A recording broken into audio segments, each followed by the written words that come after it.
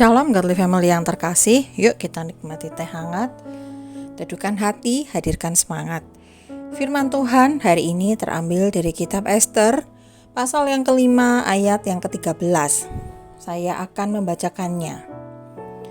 Akan tetapi semuanya itu tidak berguna bagiku, selama aku masih melihat si Mordekai, si Yahudi itu duduk di pintu gerbang istana raja. Godly Family yang terkasih, Haman menjadi pejabat tertinggi di kerajaan Persia.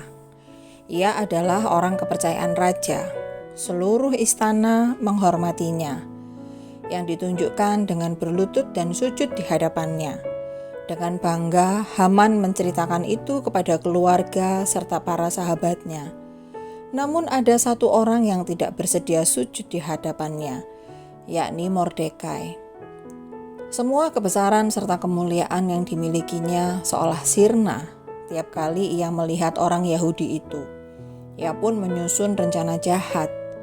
Tidak cukup membinasakan Mordekai saja, tetapi juga seluruh orang Yahudi di kerajaan itu. Haman adalah pribadi yang bermasalah dengan dirinya sendiri. Kegembiraannya tergantung pada sikap orang lain.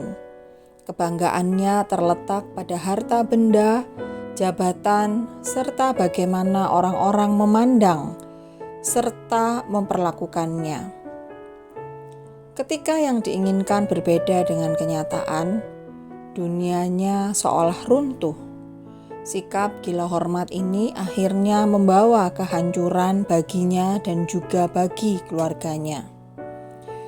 Godly Family yang terkasih, sebagai pengikut Kristus, kita hendaknya memiliki citra diri yang benar. Kita ini adalah pribadi-pribadi yang berharga. Kita ini adalah orang-orang yang ditebus dan diselamatkan oleh Kristus. Harga diri kita tidak diletakkan pada benda-benda atau pandangan orang lain, bahkan pandangan dunia. Sebab Tuhan telah menetapkan bahwa kita sungguh berharga baginya. Kita ini adalah anak-anaknya. Itu bukanlah pencapaian kita, tetapi itu adalah anugerahnya semata. Karena itu kita sepatutnya bersyukur dengan menjalani hidup yang berkenan kepadanya. Kita pun harus terus belajar untuk memandang orang lain sebagai pribadi-pribadi yang berharga dan terhormat juga. Dan karena sikap itulah yang membangkitkan rasa hormat orang lain kepada kita. Kita bersyukur karena Tuhan Yesus sudah menebus kita.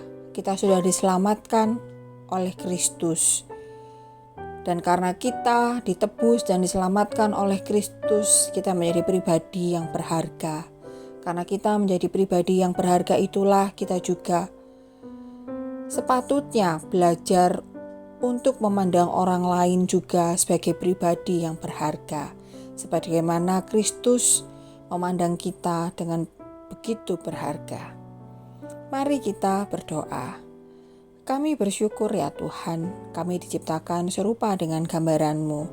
Kiranya Engkau menolong kami untuk memiliki gambar diri yang benar, dengan menghargai diri kami sebagai pribadi yang berharga, ditebus dan diselamatkan oleh Kristus, dan ajar kami juga untuk terus belajar memandang orang lain sebagai pribadi yang berharga pula, sebagaimana Engkau memandang kami begitu berharga. Terima kasih ya Tuhan. Di dalam nama Tuhan Yesus kami berdoa, kami mengucap syukur. Amin.